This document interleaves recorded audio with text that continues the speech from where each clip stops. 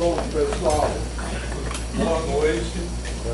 Então, vamos começar a nossa roda de conversa de hoje, que é a penúltima roda de conversa. Só lembrando que depois disso nós ainda temos 3 debates temáticos para acabar a disciplina, beleza? Que nós só fizemos 2 até hoje. E aí eu vou botar as datas lá depois, tá? Só um aviso. Só que eu já vou adiantar que a gente só vai acabar a aula dia 10 de dezembro. Porque tem 2 semanas que não tem aula seguidas, né? Que é a G20 e a SIAC. Então, por conta disso, a gente só vai conseguir acabar em dezembro, beleza? Mas aí eu já vou botar as datas e os textos de tudo até o final da disciplina, dos 3 que faltam. E hoje, como vocês sabem, o tema da nossa roda de conversa é educação com pessoas com deficiências. E para isso, a gente vai dar boa-vinda aos nossos queridos convidados, que são, vou só apresentar muito rápido, o Edson Akira, que é professor do Instituto Nacional de Educação de Surdos, o INES, o Fábio Bernardo, que é professor do IBC, o Instituto Benjamin Constant, que é uma instituição que trabalha com cegos e pessoas com baixa visão, e o Rodrigo Cardoso, que é professor aqui do Colégio de Aplicação da UFRJ. E também professor aqui do nosso programa de pós-graduação em ensino de matemática, o PEMAT, do qual todos os 3 são egressos, né, desse programa. E da graduação também, né? Todos os 3 fizeram graduação aqui, todos foram meus alunos. E fizeram graduação aqui, o Akira fez graduação e mestrado aqui no PEMAT, o Fábio graduação e doutorado, e o Rodrigo tudo, né? Graduação, mestrado e doutorado. Então é isso, quem quer começar, e tem que fazer um intervalo de 10 para 2, tá? Então de repente seria bom, pelo menos, seria bom que cada um fazer pelo menos uma fala inicial antes do intervalo para depois. Tá.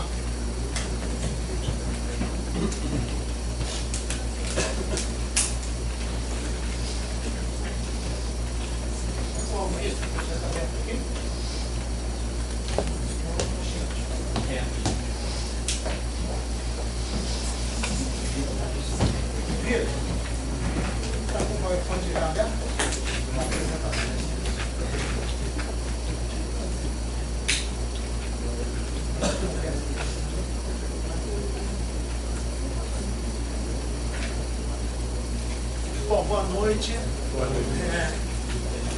Prazer estar aqui mais uma vez com a gente do livro, essa disciplina que a gente sempre admira, muito bacana, né? E poder falar um pouquinho do que eu faço lá no IBC, na minha prática profissional. E aí, como já falou, né? Sou ex-aluno aqui, assim, longos anos da minha vida aqui no Fundão, e trabalho no Instituto Benjamin Constant desde 2013, então estou com quase 15 anos aí de IBC, né? Trabalho em medicina, 15 não, 12. Então, sou professor da Prefeitura de Caxias também, né?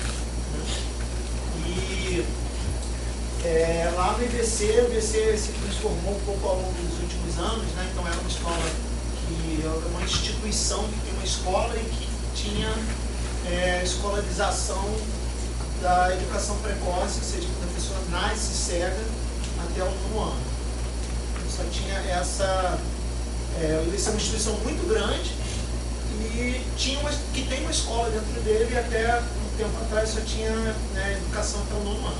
Então foi feita uma modificação lá no regimento interno. Hoje a gente tem ensino médio, profissionalizante, e tem pós-graduação também, né? Especialização lá no censo e mestrado profissional. Depois que eu terminei o doutorado aqui na FRJ, me credenciei no programa lá, então dou aula na pós-graduação e dou aula no ensino básico também. E continuo trabalhando na educação básica na Prefeitura de Caxias, que lá até a Prefeitura até normalmente no 9º ano, né? Dou aula nos anos finais lá. E aí, então eu queria perguntar a vocês, quem aqui teve a oportunidade, né, de discutir, estudar aqui na universidade, né, na licenciatura, sobre educação especial, educação inclusiva, quem é o estudante, né, qual o perfil do estudante, quem é a pessoa com deficiência, o estudante com deficiência, e quem é o público da educação especial.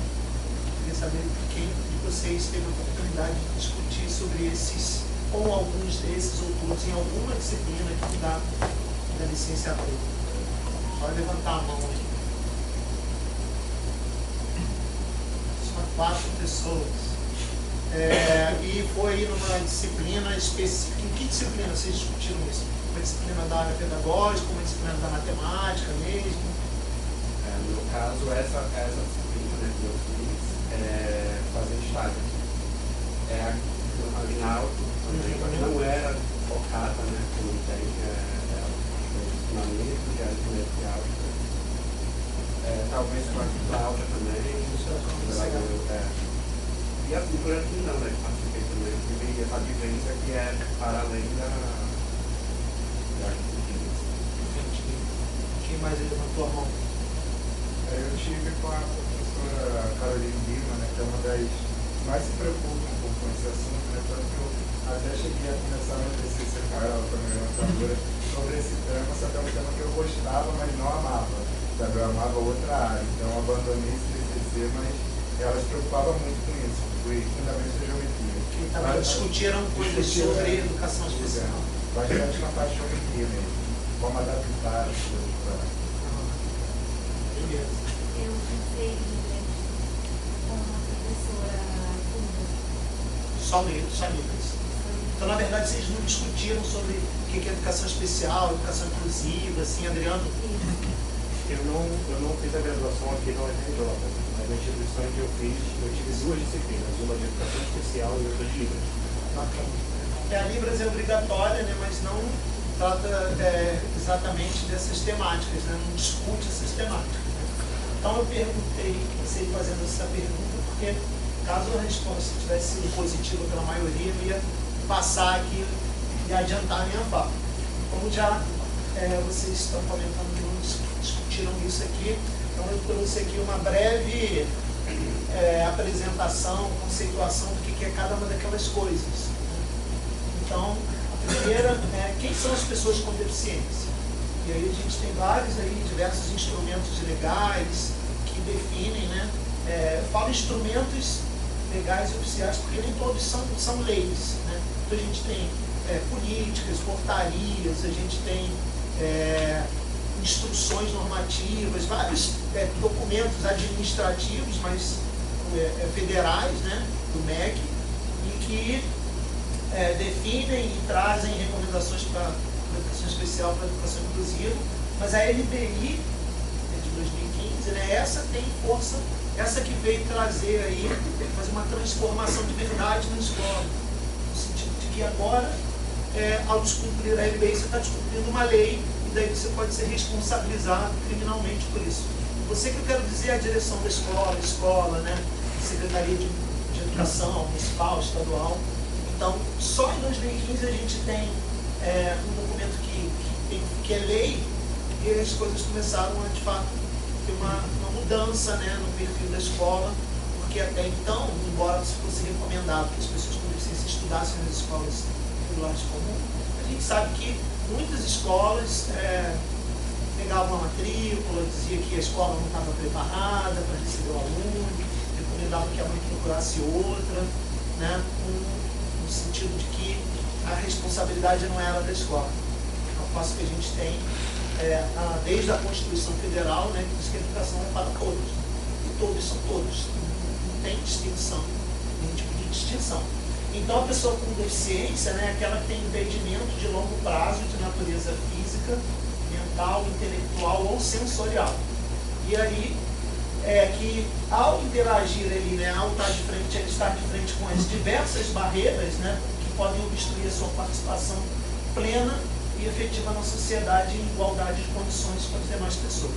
Então, já tem aqui uma palavra importante, né, que são as barreiras, e aí grande nó na educação inclusiva, eu entendo que a acessibilidade aí em suas múltiplas dimensões. E barreira, acessibilidade é transpor barreira, eliminar barreira, né? Então essas duas palavras andam juntas. E aí veja que essa definição, né, ela não é apenas assim uma característica individual da pessoa, né? Então quando você fala de barreiras aqui, você está dizendo que o problema não está só na deficiência da pessoa, né? A deficiência vai trazer alguns impedimentos, mas o que é o pior de tudo é a falta de acessibilidade. Então, há disputas discriminatórios, né? A falta de condições para que a pessoa frequente a escola, a sociedade de uma forma geral. Mas aqui a gente está falando da escola. Tá? Então, esse entendimento, né, ele reflete aí uma abordagem que a gente chama de biopsicossocial. Você tem que levar várias coisas em consideração, não só a deficiência, mas as condições do meio, né, a maneira como essa criança se desenvolveu ao longo da sua vida. Tudo isso vai interferir na condição de aprendizagem dela. Né? Hoje a gente discute e fala muito da questão do laudo, né, que para a pessoa ter direito aos benefícios sociais e fazer parte do público da educação especial na escola, a maioria das escolas e das prefeituras, elas exigem um laudo médico. Mas veja, esse laudo não diz muito sobre a pessoa, né? Na verdade não diz nada, em termos pedagógicos. Então o laudo, né, hoje a gente tem, por exemplo, uma indústria do laudo, gente que vende laudo, né, que dá diagnóstico, porque a pessoa com deficiência ela tem direito a receber um benefício de participação continuada na sociedade, que se não tiver um salário mínimo. Então, quase que vira um comércio, né? E a gente dentro da escola defende que o laudo é uma exigência, né, da prefeitura, da Secretaria Municipal de Educação, mas não é o laudo que vai nortear o trabalho do professor. Tá? Bom, e aí quem é o público da educação especial? Os estudantes com deficiência, aqueles que a gente acabou de definir ali. Além desses, aqueles que apresentam alterações ali, né, qualitativas das interações, e aí são pessoas que têm o transtorno do espectro autista, transtorno desintegrativo da infância, síndrome de Rett, também é uma síndrome, né, que causa aí regressão do desenvolvimento. E, além desses, os estudantes com altas habilidades de superdotação. Então, veja, ser público da educação especial não significa necessariamente que a pessoa tem que ter deficiência. Então, estudantes com altas habilidades de superdotação, veja, isso é uma condição única, ele nasce dessa forma. Então, não é o caso de você ter um filho e falar assim, não, eu vou ensinar matemática para ele desde quando ele aprender a falar, para ele ter altas habilidades. Isso não é assim, né? Ele nasce com essa condição. Tá? Então, você pode potencializar essa condição e a escola, espera-se isso da escola. A educação especial vai suplementar, né, as atividades da sala de aula, para que ele possa se desenvolver mais ainda. Tá? Então, se vocês quiserem interromper, gente, pode falar, pode parar, pode perguntar. Bom, um cuidado importante que né, e os outros déficits e transtornos que a gente tem todo o tempo aparecendo, né, principalmente na internet, né? A gente vê na internet pessoas se autodefinindo com certos transtornos, e aí ela começa a dar certas características. Você faz isso? Você faz aquilo? Você já passou por isso? Ah, então você tem TOD. Ah, então você tem transtorno. E aí as pessoas, eu conheço várias que às vezes leem essas postagens e falam assim, caramba, eu tenho isso. E aí você nem sabe quem está falando ali, se aquilo é verdade, se essas características definem aquele transtorno. Então essa coisa de rotular é muito comum hoje. Eu acho que a gente tem sempre que fugir dos rótulos o tempo todo. Tá? Então esses transtornos, né, por exemplo, hiperatividade e entre outros, eles não são transtornos que fazem com que essa pessoa seja um público da educação especial.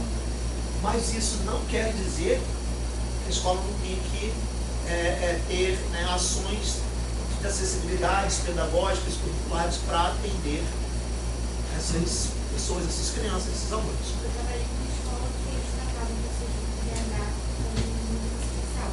Era incluso na educação especial. Muitas pessoas que eram provas diferentes. Então, as pessoas com PH e outros tipos, por exemplo, eu não tinha que falar com medicina, mas o DH tinha. Às vezes, as provas especiais em salas diferentes também. Isso é um problema mesmo, né? E você tira o direito do estudante de estar onde ele queira estar, né?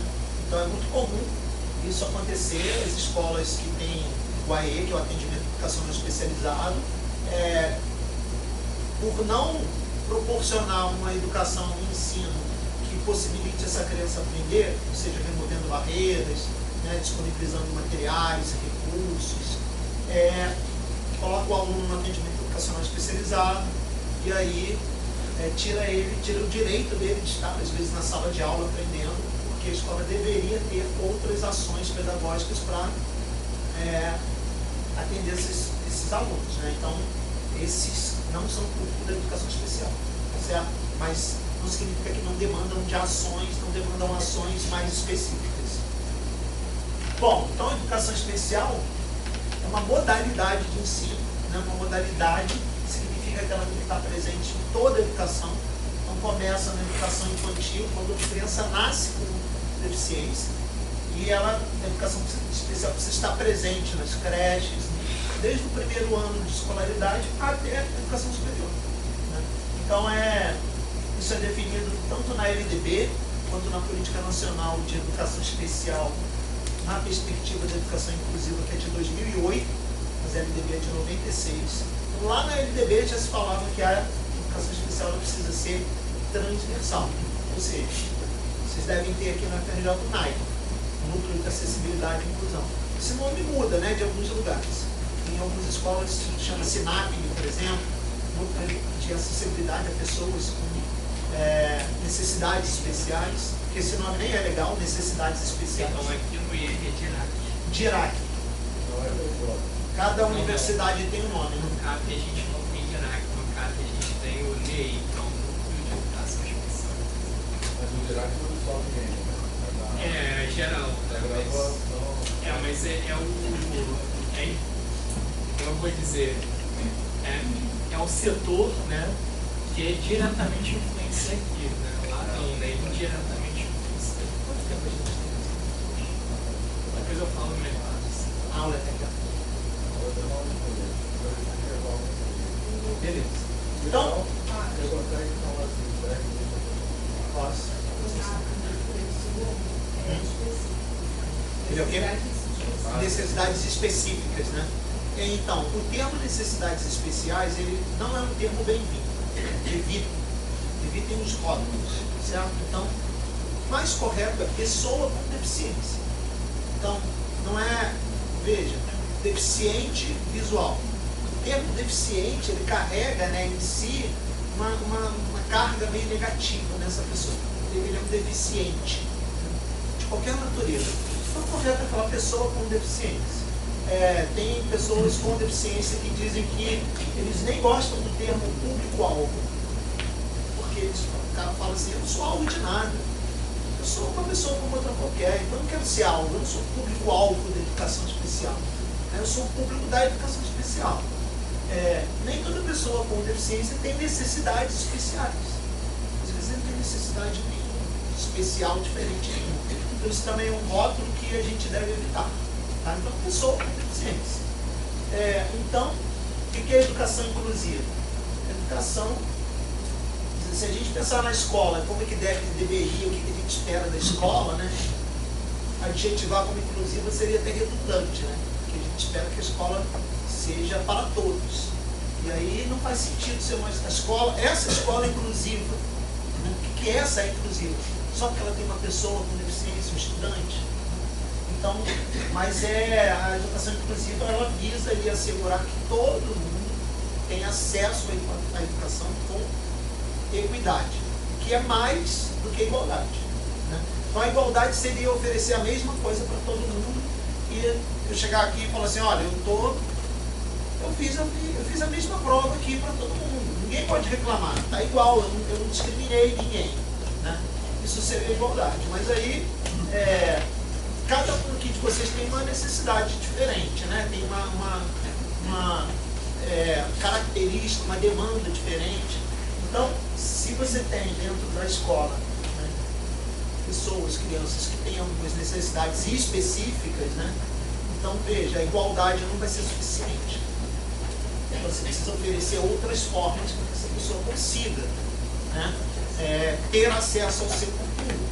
Então, se eu tenho um aluno cego, por exemplo, não adianta ficar escrevendo aqui no quadro, fazendo desenhos, usando, né, um vocabulário inadequado. Multiplica cruzado, esse aqui vem para cá, aquele ali vai para lá. Tá vendo aquele cara ali?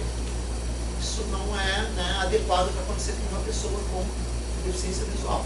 Então, o ideal é que você entregue, por exemplo, um material para essa pessoa em texto ou em braille, caso seja cego e use braille, né? Ou seja, tem que dar outras formas de acesso ao conteúdo, ou seja, formas adequadas para cada necessidade, né? Para a necessidade de cada um. Todo cego faz uso do braille? Não. Pessoas que perderam a visão depois de uma certa idade, né? Não perderam tanto crianças ou não são cegos congênitos, não nasceram cegos e tem resistência de aprender braille.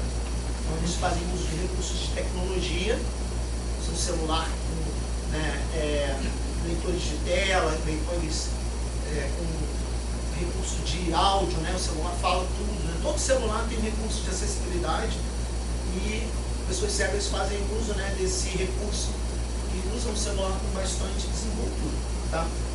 Então, aí vou falar aqui rapidamente sobre o Benjamin Constant e vou parar para vocês continuarem e depois a gente volta, tá? Então, porque daqui para frente eu vou falar um pouco mais do que é o ensino de matemática para pessoas com deficiência visual, mas eu vou parar aqui nessa que eu acho que é uma discussão interessante. Se a gente acredita que hoje a educação inclusiva é o caminho, né, que todos devem estar convivendo, que a escola precisa ser diversa, né, se a gente acredita nesse caminho, né, para as pessoas com deficiência visual, e é isso que está escrito em quase todos os documentos, né, recomendações, enquanto que o modelo de educação inclusiva é aquele que é o ideal, a gente vai pensar então que o IBC está indo na contramão desse processo, né? Porque ele é uma escola especializada e lá só estudam pessoas cegas ou com baixa visão. E aí, assim, essas pessoas não deveriam estar na escola regular comum? Deveriam.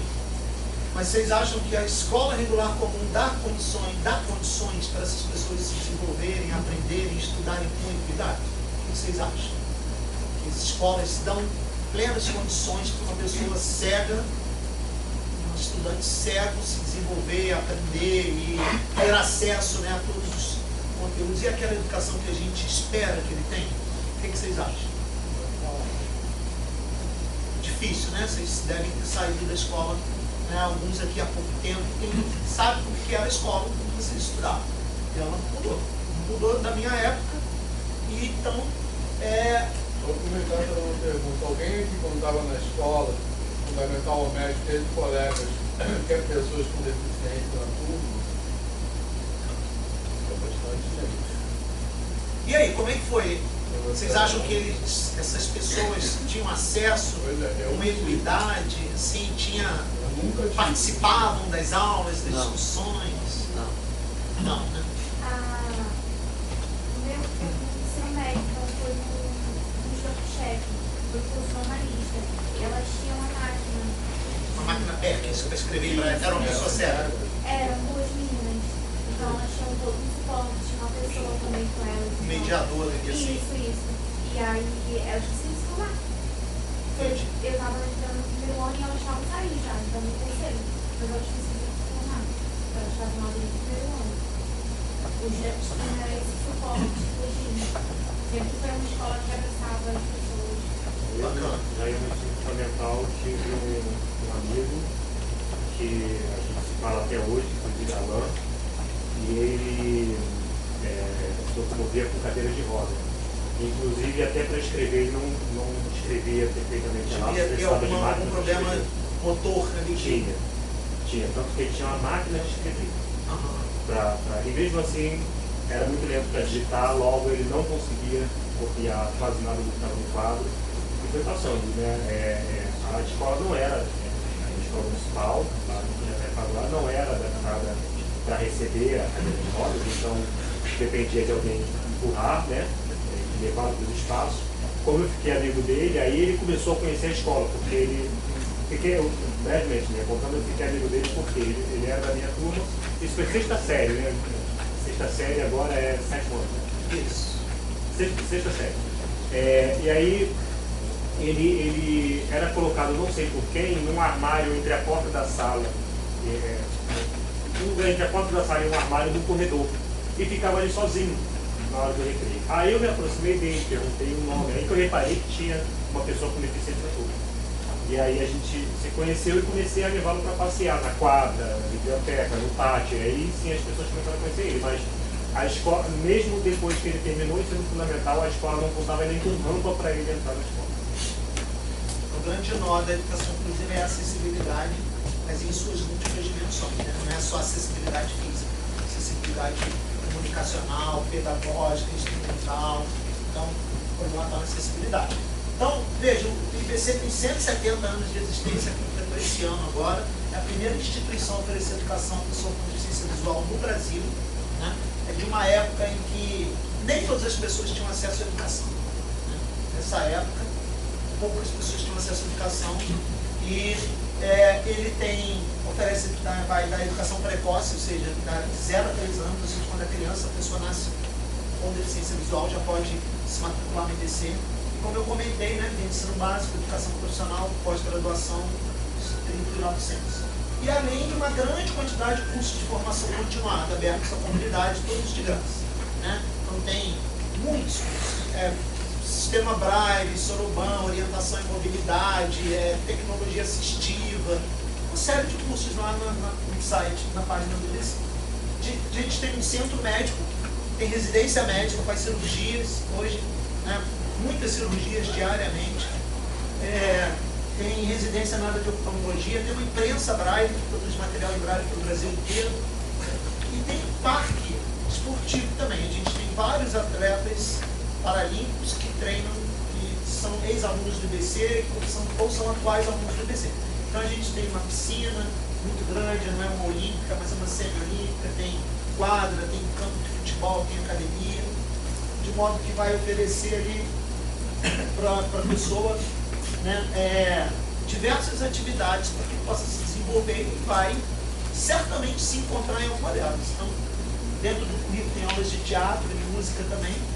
E na área de música a gente tem um curso médio profissionalizante. Então, veja, o IBC não é uma escola especial. Né? O IBC é uma escola para cegos. Não. O IBC é uma instituição pública especializada, ela é federal, né? E ela, dentro dessa instituição, tem uma escola, educação básica. Tá? Então, veja, dentro desse cenário que eu estou mostrando aqui para vocês, a gente cumpre diversos preceitos e recomendações oficiais das políticas públicas, daquilo que se sugere, que se entende como inclusão na escola inclusiva. Então, o IBC oferece, quem estudou numa escola que teve acesso a esse tipo esse currículo, que tinha música, teatro, né, possibilidade de se desenvolver nos esportes, poucas escolas dão essa oportunidade para os alunos. Né? Então veja, diante disso tudo, o IBC não oferece a oportunidade aos estudantes com deficiência visual de estarem numa sala regular comum junto às pessoas sem deficiência. Porque para estudar lá, o regimento diz que a pessoa tem que ser cega ou ter baixa visão. Então veja, embora esse seja um dos preceitos mais importantes da educação inclusiva, né, estar junto aos demais, junto à diversidade, esse não é o único. Porque não adianta você ter uma pessoa numa escola, uma pessoa cega, com uma outra deficiência, numa escola regular comum, de modo que ela fique lá no cantinho da sala, que ela não tenha acesso aos conteúdos, que ela não possa, né, aprender, que ela vai ganhando 6 em todas as disciplinas e passa de ano. Né? Então, somente estar numa escola regular comum não é sinônimo de estar incluído, de ser uma escola inclusiva. Né? Então, esse, né, é um ponto importante. O IBC não oferece essa oportunidade para o aluno. De certa forma, é uma escola que segrega, né, o aluno, no sentido de que ele não tem, ele não pode estar junto aos demais. Mas veja, eu costumo dizer que o IBC, assim, as instituições especializadas, não sei se o Akira concorda com isso, que ele trabalha no INES, né, é como se fosse, embora é uma perspectiva diferente, né, sobre isso, a Akira vai falar disso daqui a pouco, mas veja, é como se fosse a lei de cotas. Compara o IBC com as políticas de ações afirmativas. Assim. A gente, quando teve, abriu-se a política de cotas no Brasil, ela tinha data para acabar. Porque esperava-se que, naquele período de 10, 20 anos, as escolas públicas pudessem dar condições para as pessoas entrarem na universidade, para as pessoas terem uma educação, né, ter acesso a esse espaço que é público e que era restrito.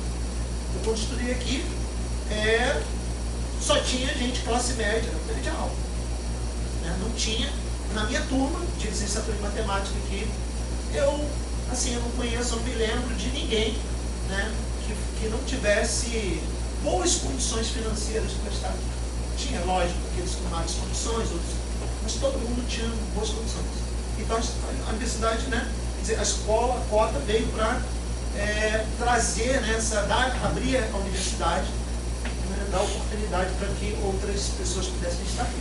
E aí o IBC é um pouco disso. Eu queria que todas as escolas regulares comuns pudessem oferecer tudo isso que o IBC oferece. Mas elas não oferecem. Então o IBC, às vezes, ele é a única opção para um menino, para uma família que quer que ele se desenvolva, que quer que ele estude, que quer que ele tenha acesso à aula de música, aos esportes, ao teatro, que ele seja respeitado em sua plenitude. Então, muitas vezes, o IBC é o único espaço dentro aqui da cidade do Rio de Janeiro que ele tem. E aí a família vem de Teresópolis, de Petrópolis, de Caxias para estudar no IBC na UFCA, porque nessa família, a demanda dela não é estar junto aos demais, é que ele consiga se desenvolver, que ele consiga, avançar, ter autonomia. Né? Então, veja, o IBC ganha importância porque a gente ainda não tem uma sociedade que seja de fato inclusiva. Né? Então, é uma escola especializada, não é uma escola inclusiva, mas percebe, faz todo um trabalho de inclusão na vida, na sociedade, na autonomia da pessoa. Tá? Então, vou parar por aqui, vou deixar os colegas falarem e depois a gente continua para falar uma parte assim, mais focada na matemática e na deficiência visual.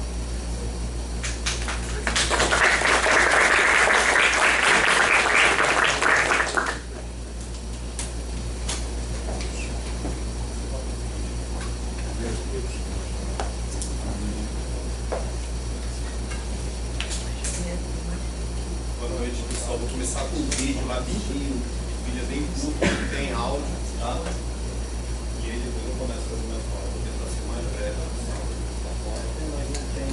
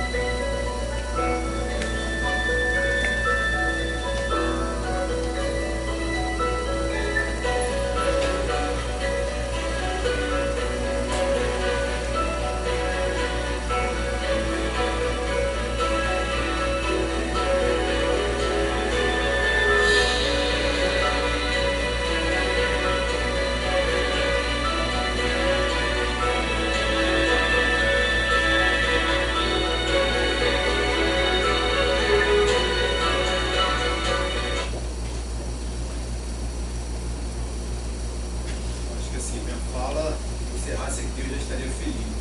Acho que o vídeo é um vídeo feito de surdos, os surdos que fizeram esse vídeo, ele retrata bem a realidade do surdo. As pessoas desconhecem um pouco, vou tentar explicitar a minha visão e de algumas pessoas sobre a educação dos surdos. Quem quiser discordar, fica à vontade, não é unanimidade, muitas pessoas discordam da minha fala, tá? Então fica bem à vontade aí para discordar, se quiser. A primeira coisa que tem que fazer é definir quem é o surdo, né? Então existe um decreto, que é o decreto 5.626, que vai falar, considera-se pessoa surda aquela que tem perda auditiva, compreende e interage com o mundo por meio de experiências visuais, manifestando sua cultura principalmente pelo uso da língua. O segundo decreto, pessoa surda, não é só aquela pessoa que não escuta, tá? Ele diferencia surdo do deficiente auditivo. Então, por exemplo, se eu perco a minha audição e eu faço fone, eu sou uma pessoa oralizada, eu não quero aprender Libras, e é um direito meu, quem não quer também eu respeito. Existem algumas pessoas que não escutam e não querem aprender Libras, são oralizadas, comunicam com leitura labial, é um direito dela. Segundo decreto, segundo a minha interpretação, essa pessoa não é considerada surda, ela é um deficiente auditivo. Então toda a minha fala vai ser direcionada aos surdos, tá? Então, o que eu vou falar aqui, necessariamente, não se aplica a cego, a cadeirante, a minha fala é única e exclusivamente sobre surdos. Nem os deficientes auditivos, a minha fala se enquadra, tá? Eu estou pensando como professor, então eu estou pensando em metodologia de ensino, quem é essa pessoa, que língua ela se utiliza, tá? Eu vou pensar o que é melhor para ela. Fazer uma parte, vou aproveitar para, acho que é importante, isso apareceu na fala do Fábio também, e quando a gente fala de pessoas com deficiência, tem uma grande diversidade de pessoas que são colocadas nessa categoria, digamos assim, e elas têm especificidade, então é muito difícil generalizar o que é o bom para a educação com pessoas com deficiência, que a gente está falando aqui hoje é um recorte disso. É importante a fala, o Aquila deixa isso bem claro, né? Essa fala é específica para pessoas surdas. Nada que ele não pode se generalizar para outros contextos. Assim. Eu acho isso bem importante. E aí eu vou começando falando dos indígenas, né? Então a Constituição Federal assegura a comunidades indígenas a utilização de suas línguas maternas e processos próprios de aprendizagem. Isso é garantido na Constituição Federal. Né? Por quê? Porque se enxerga o indígena como uma minoria linguística. Quem fala que o indígena é deficiente? E na educação de surdos tem duas visões, tá? Eu não estou falando que uma é certa e outra é errada, estou falando que são duas visões. Existe uma visão que entende o surdo como uma minoria linguística e não como um deficiente. Tá? É claro que ele não escuta, tem uma questão que para o médico ele é deficiente. Então quando eu vou no médico e eu estou conversando com um amigo médico, eu não vou falar de questões socioantropológicas. Mas existe uma visão socioantropológica que enxerga o entende o surdo como uma minoria linguística. Isso vai fazer toda a diferença dentro desses processos, porque ele vai ter direito a utilizar a sua língua materna, que é a língua de sinais, e também vai ter direito a processos próprios de aprendizagem. Né? E aí não necessariamente eu tenho que falar que o surdo tem que estar dentro do mesmo ambiente com os ouvintes. Eu posso ter um ambiente específico só para surdos, garantindo a sua aprendizagem na língua materna e garantindo processos próprios de aprendizagem. Né?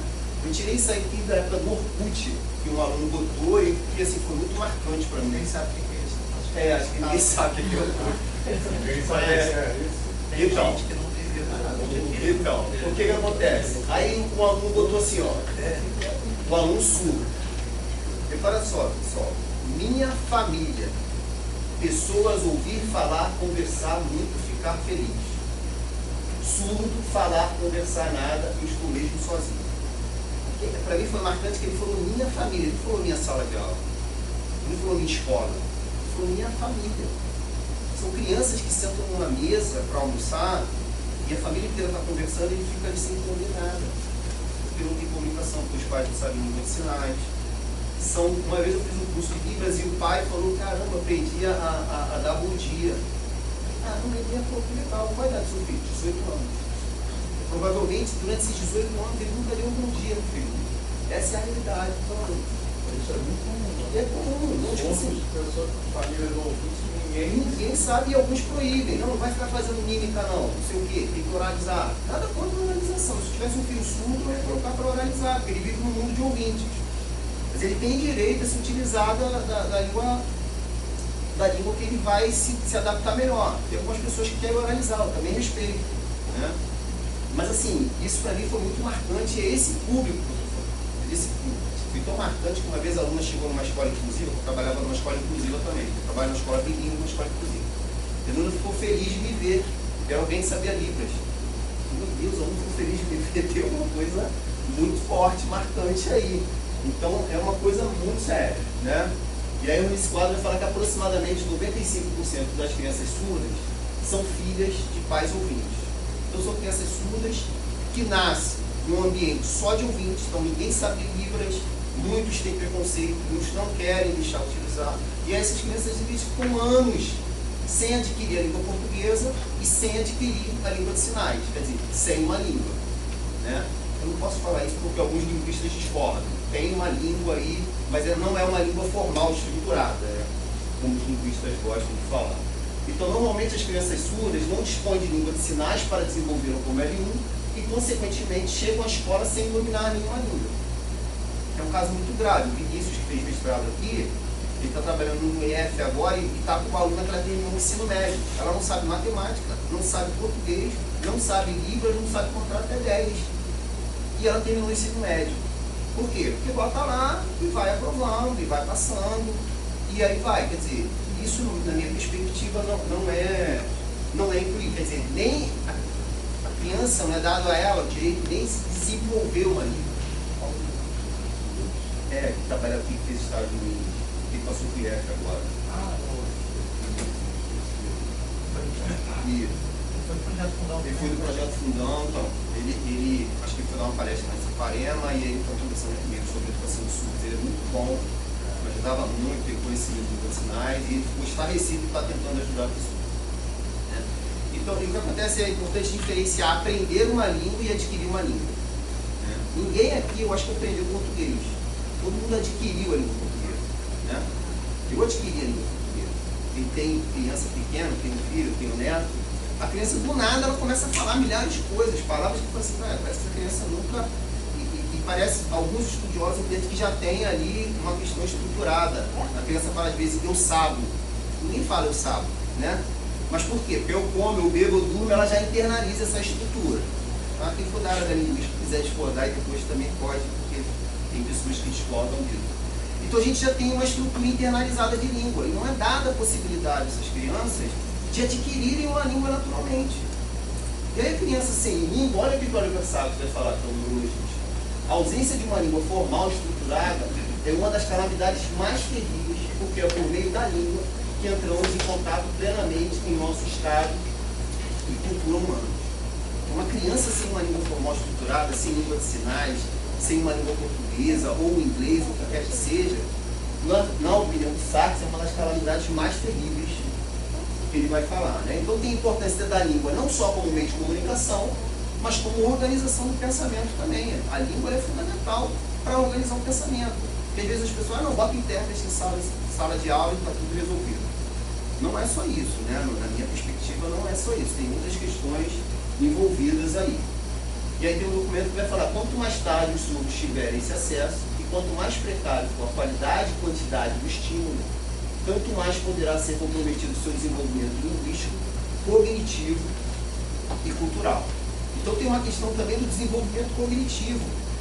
Quem, por exemplo, eu trabalho às vezes com alunos noturnos que tiveram uma aquisição de língua tardia, tem uma questão cognitiva e acaba impactando. Uma criança que vai adquirir uma língua, sei lá, com 7 anos, olha quanto de conhecimento para essa pessoa, quantas conexões neurológicas, sinapses, conhecimento de mundo, relação interpessoal, arte, quanta coisa essa criança perdeu muita coisa. Então isso acaba impactando não só no desenvolvimento linguístico, como também no desenvolvimento cognitivo, né?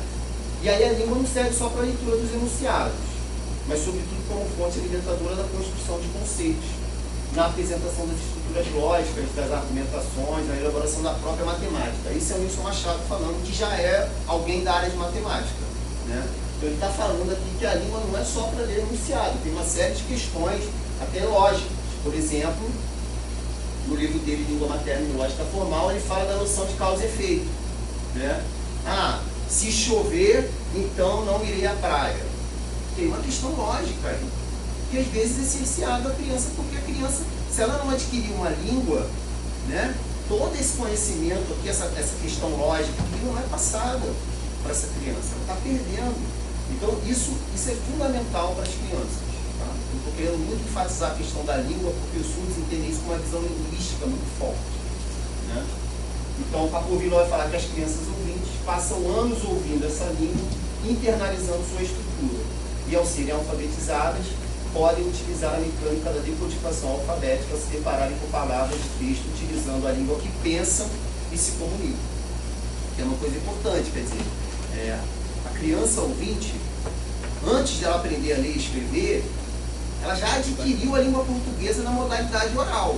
Quando ela vai aprender a ler e escrever, a única coisa que vai pensar, por exemplo, bola, ela já sabe o que é bola. Então quando ela vai escrever bola, tem lá B-O-L-A, bola. Ela vai pegar aquilo ali, ela vai ler, ela já vai fazer a conexão, que é a mesma língua que ela fala e pensa, é a língua que ela vai escrever e vai ler. No caso dos surdos, não, é uma outra língua. Então, os surdos, eles vão ter a língua portuguesa como a sua segunda língua. Eu sentia muito isso, eu tinha muita essa percepção quando a professora de Libras, por ela ser surda, ela tinha muitas dificuldades na hora de mostrar, de escrever alguma coisa pra gente. A gente via que algumas coisas que ela escrevia no quadro, pra gente que é ouvinte, estava errado. Mas pra ela estava certo, porque a gente sabe, pra gente estava ali certo, né? Acho que deu pra entender mais ou menos o que eu queria dizer. Justamente essa fala que você fez agora, que pra gente, na nossa cabeça, assim, é a questão da bola, né? E aí pra ela, como ela nunca ouviu essas coisas assim, então ela não tinha muito essa percepção. E ela é surda desde criança, ela nasceu já surda. E ela também não quis ter acompanhamento por fono nem nada, com a opção dela. Ela quis ser assim, pronto. Então ela tinha um pouco de dificuldade na hora que ela escreveu uma coisa, inclusive na hora que ela foi fazer a nossa prova. A gente teve algumas dificuldades também, embora a gente tinha intérprete na sala. Não dá pra não tinha intérprete. Então, a questão do português é uma segunda língua. O que a gente precisa entender é que é como se o surdo tivesse que decorar cada palavra daquela língua, o significado de cada palavra. É como, por exemplo, no japonês, né? É como se no japonês, cada kanji ele significa uma palavra. Então, o cara lê em japonês, ele tem que saber milhares de kanjis para ele ter condições de ler. Então, é muito complexo para ele ler. Eu morei no Japão um ano e tinha japoneses lá que eles tinham dificuldade para ler porque eles não sabiam tantos kanjis assim. Né? Porque não tem a questão da oralização, é como se fosse um desenho, aquele desenho tem um significado para o surdo, assim. Então, no caso do ouvinte, não. Se ele, por exemplo, se ele aprendeu a escrever bola, B-O-L-A, quando ele lê bala, ele vai ter mais facilidade. B-A-L-A, bala, ele já sabe o que é bala. Então é uma outra realidade, é uma outra perspectiva. E aí tem a questão do ensino de português como L1, ensino de português como L2. Então é mais para enfatizar que para o ouvinte é mais fácil. Vocês vão ser professores, lá na frente você vai ter um aluno surdo, vocês precisam conhecer essa realidade para você saber exatamente como que você vai poder ajudar, quais são as dificuldades do surdo. Isso é fundamental, porque o que acontece? Às vezes eu vou falar para grupos de professores, aí o professor vai falar comigo, mas o cara não sabe nem o comando, não sabe nem o que é complete, porque ninguém ensinou para ele. Mas você tem que ensinar, você tem que ensinar. Então a segunda língua para ele. Esse aqui é um material de ensino de português como L2 para ouvinte, não é para surdo. Por exemplo, você vai ensinar português no americano. Eles ensinam os comandos. Então na sala de aula, quando você for dar aula com o surdo, você tem que ensinar os comandos para ele. O que é faça a pergunta, o que é identifique, o que é relacione. Hoje mesmo eu dei uma questão os alunos, e era para ele fazer letra A, letra B, letra C e letra D. Ele foi lá e marcou, como se tivesse que marcar como se fosse uma múltipla escolha. Né? Aí eu falei, aí expliquei para ele, não, olha só, você vai ter que fazer letra A, vai ter que fazer isso, vai ter a letra B. Então quer dizer, você precisa ensinar os comandos do surdo. Tá? Então é uma questão fundamental. Então existe a necessidade de quê? De criar um ambiente linguístico apropriado às formas particulares de processamento cognitivo e linguístico das crianças surdas. Então, esse quadro entende que você tem que criar um ambiente que seja apropriado para essa criança, né? E aí, deixa eu falar uma coisa, pessoal, que eu não sou contra a inclusão, tá? Às vezes as pessoas saem da palestra que eu falo com uma visão equivocada minha. Inclusive, eu escrevi agora uma apresentação numa revista lá do INES e eu deixo bem claro. Eu acho que a inclusão teve um papel muito importante, que é trazer os alunos surdos para dentro da escola. Só que eu deixo claro que colocar o aluno dentro da escola é uma condição necessária, mas não suficiente. Nós temos que dar condições que esses alunos que entraram na escola adquiram os mesmos conhecimentos que nós adquirimos, nós ouvintes. Isso é fundamental, né? Então, por exemplo, eu entendo que vários locais devem-se ter escolas inclusivas, que só tem um surdo, ou às vezes o surdo quer estudar numa escola inclusiva, tem que garantir o direito a ele. Mas eu entendo também, e isso é garantido em lei, que hoje já existe a educação bilíngue de surdos, que é o que eu vou falar agora, né? Então, analisando os instrumentos nacionais e internacionais de direitos humanos, a gente vai cair na Declaração de Salamanca, que é o documento, meio que o pontapé inicial da inclusão dos alunos com deficientes nas escolas regulares, tá? E todo mundo sempre falou isso para mim, eu peguei a Declaração de Salamanca para ler. Olha o que a Declaração de Salamanca fala. Face às necessidades específicas de comunicação de surdos e de surdos cegos, seria mais conveniente que a educação lhes fosse ministrada em escolas especiais ou em classes ou unidades especiais de escola comum. Tá? Então, a própria Declaração de Salamanca, ela fala da inclusão de aluno com deficiência nas escolas regulares. Ela fala, mas no caso dos surdos, por uma questão de comunicação, uma questão linguística, seria mais interessante que eles tivessem um ambiente, aqui ela fala educação especial, mas hoje em dia a gente já entende como um ambiente bilíngue. Pode ser uma sala bilíngue, pode ser uma escola bilíngue de surdos. Eu já trabalhei em Caxias e lá tem uma escola polo de atendimento a surdos e tem turmas só de surdos dentro da escola. É inclusão, meu entendimento é inclusão. E aquela sala o professor dá aula em Libras e tem um adulto surdo, que é o referencial linguístico. Todos os alunos da sala são surdos. Porque a questão linguística, gente, é mais do que um intérprete interpretar algo. Tem interação entre os alunos. Isso é fundamental, a interação entre eles. Tá? Então, aqui, a própria Declaração de Salamanca fala desses espaços bilíngues.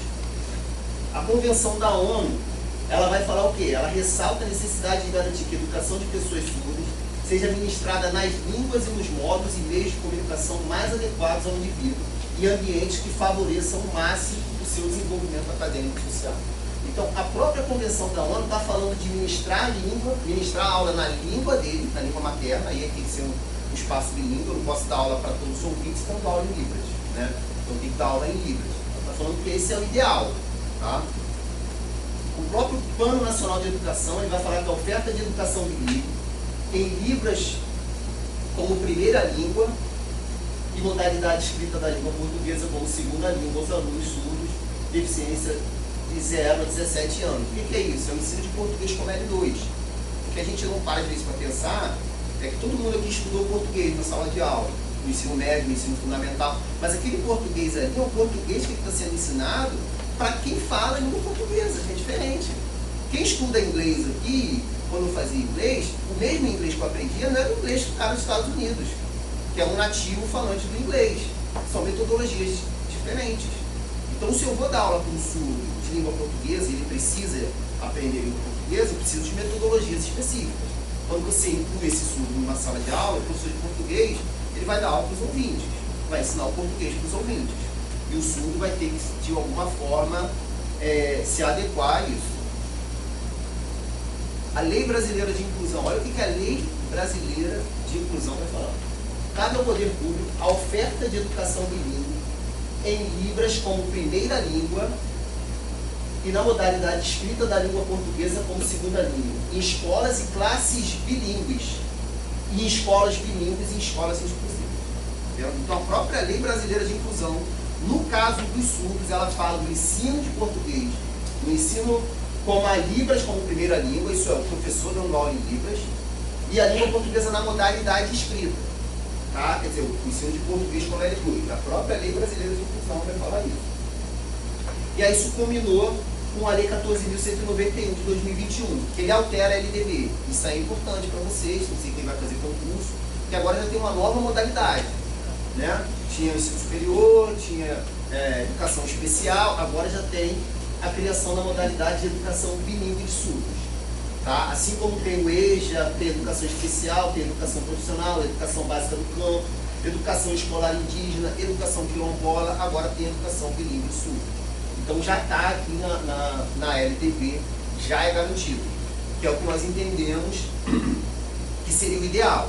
É claro que no município ou algum local que você tenha poucos surdos, ou que o surdo queira estudar numa escola com ouvinte, tem que ser garantido isso aí.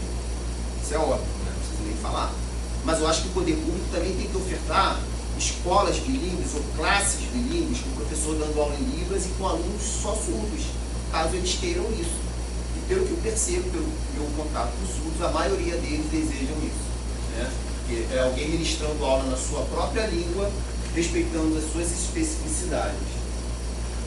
E aí a Brito vai falar sobre o bilinguismo, que é bilinguismo. Existe uma confusão, às vezes até, eu li uma vez uma dissertação de mestrado, não era de matemática, e ela falava sobre não, porque a pesquisa foi feita numa escola bilíngue de surdos e tudo, só que eu comecei a ler e comecei a achar algumas coisas estranhas. Mas na realidade ela entendia bilinguismo como uma escola inclusiva, onde que tinha o professor dando aula em português e o intérprete interpretando para Libras. Então, bilingue, duas línguas, se tem duas línguas, a escola é bilíngue. Mas a concepção não é essa. A educação bilíngue de surdos ela busca o desenvolvimento pleno do nível do surdo, reconhecendo a sua diferença e especificidade. Assim, o aprendizado da língua oral na sua modalidade escrita é importante do ponto de vista do surdo na sociedade. Mas a língua de instrução do sujeito surdo, olha o que ele vai falar, que deve ser usada pelos professores para acessar a língua de sinais. A educação bilíngue de surdos é o professor dando aula em Libras e o ensino de português na modalidade escrita como L2. Essa é a concepção de educação bilíngue de surdos. É claro que tem muita discordância, tem muito debate, eu nem vou mais para congresso hoje, mas assim, e quem discordar também eu respeito, tá? No final, se alguém quiser, professor, tem uma visão contrária sua, eu antes quando ia para congresso, antes de falar, eu sempre sentava com alguém que tinha uma visão diferente da minha, para escutar os argumentos dele, até talvez para que ele me convencesse, mas de repente eu estou errado, eu posso estar errado. Durante anos eu estou com uma visão errada e alguém me mostrar, olha, não é bem assim, entendeu? E aí desfazer isso, então fiquem à vontade, tá? Para discordar, não tem problema nenhum. E aí, só que ter o conhecimento do conteúdo ou mesmo da língua de sinais é insuficiente, isso é óbvio, né? Que as pessoas falam assim, mas então é só o professor da aula em Libras que está tudo resolvido. Claro que não, porque senão ninguém teria problema com matemática. Todo professor que dá aula de matemática aqui, ele fala português e os alunos sabem português, né? Então, se o problema é só linguístico, então bota o professor dando aula em Libras e acabou o problema. Não é só isso. Agora, a língua de sinais é uma questão necessária no caso da educação de surdos. É fundamental. Estou falando de surdos, não deficiente auditivo. Aí já é uma outra realidade que eu nem sei, nem entendo. Tá? E aí vai falar das estratégias, e aí eu vou deixar, se tiver tempo depois, para falar um pouco das estratégias, porque o Oliveira fala do tripé, no caso de matemática para surdos, né? Que é o conhecimento matemático, proficiência em Libras e estratégias apropriadas. E aí eu vou, se der tempo, eu vou falar rapidamente sobre as estratégias. Tá?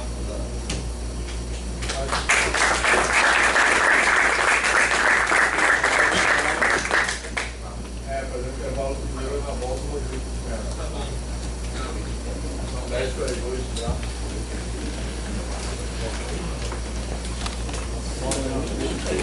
Tá vindo aqui, né?